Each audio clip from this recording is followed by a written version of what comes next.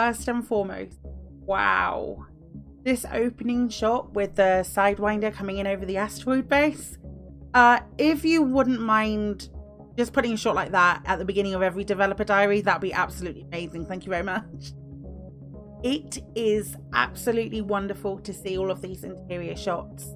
I love how each one looks slightly different to the next, whether that's potentially to do with the economy or many different factors. I like the fact that nothing looks exactly the same. So whether that's going to be sort of modular and procedurally generated, that would be really good to know. I do also really like the fact that everything is really nicely signposted, despite the fact that I will inevitably get lost. Let's just take a quick look at these signposts and see what we know about the signposts so far and what we can sort of guess given the information going forward. We now know what Apex is. It is the interstellar transport that will move us from starport to starport, effectively meaning that potentially, if we no longer want to stand in a ship again or fly a ship again, more to the point, if we no longer wish to fly a ship again, maybe we're never gonna have to. The one thing that I would be interested to know is what the animation or how we do get between these two starports, whether it is a bit like the fleet carrier animation where you're sort of static and you hear things moving around, or whether it's something else entirely. The lounge seems pretty self-explanatory. We maybe have like lots of different options when we get there. We'll be able to speak to commanders, potentially so. What I do really like seeing is that the mission board UI actually looks really similar to the UI that we currently have on the fleet carriers. So the fleet carrier UI is was a really nice hint and indication of what was going forward. Pioneer supplies. There were shots later on in the video showing Pioneer supplies. It looks to me like it's somewhere where you can purchase any of the equipment that you want to use. So like your weaponry and stuff like that, which looks really, really fun. I really desperately want to see some of this firepower that we're going to get. The handheld firepower is really, really appealing to me. I come from a first-person shooter background, so that would be awesome if I can see that, please. Thank you very much. I understand that you're saving it for a later date, Frontier, but I'd really like to see it now. Thank you, Utah. But as far as the other three, so that's Frontline Solutions, InterAstra and Vista Genomics, those are the first times that I've seen anything like that. We see Frontline Solutions a little later on with the sitting across the counter with the system map and some propaganda posters behind them. So whether or not that is like maybe a mission board or the equivalent of a mission board but specific to within the station, we don't know.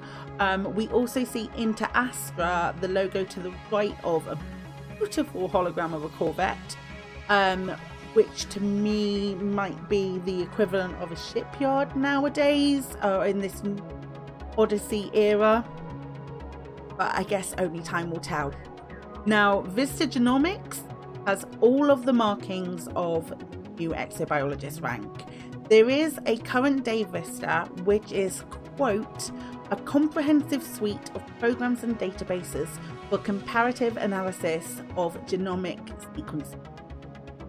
So that's pretty much dead on pointing towards all of the different samples that we can collect with our shiny new sample guns.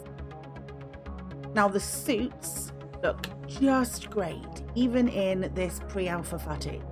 I do have a couple of thoughts about suits and the animation. Now the suits, are they going to be modular, so a bit like the modules that we get in our ships, and with that are we going to be able to store different suits for different purposes, in the same way that I store a Corvette for combat and I store a Phantom for exploration, or I have a DBX which is a really good bubble jumper? Am I going to be able to have different suits for different purposes, or am I constantly going to have to switch out my modules all of the time on the ships? So what I'm basically asking for is a wardrobe in the same way that I have a shipyard. are we going to be able to repurpose our suits as we go again in sort of like a shipyard or the outfitting equivalent of outfitting? Or are we going to need to do those in like the different retail areas? Person-to-person interactions. I would really like to see an emote wheel. I know Grinning Crow covered this on the podcast. That he would really like to see an emote wheel as well. I just think it'd be a really nice touch for different for the different RP that we can now do in the game. Now we have human avatars that move around. It'd be really, really, really nice. The other thing that I was really curious about with having more of a walking around, whether or not we'd be able to move from first person to a third person view. Now I know that Elite, well, you're flying around in your spaceship and you're driving around, it is pretty historically a first person game. However, there seems to be that question from the community that is, are we going to get third person play as well, which I think would be really nice for like RP side as well. I quite like role playing in a third person, like GTA and things along those lines. It's really nice to have that option. And the most important question that I have about like all of the suits and everything that we have is, does this come in pink?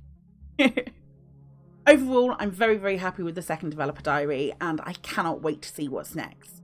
There is one thing though that blew me away over everything. All of the NPCs that you encounter in Odyssey are all generated as part of the background sim. So if I go to a port or a settlement, the NPCs that I'm going to find there will be affiliated with the faction that owns that settlement. So we're driving some personality into our NPCs via the background sim connection, and I think that's an amazing addition. Yeah, that'll do it.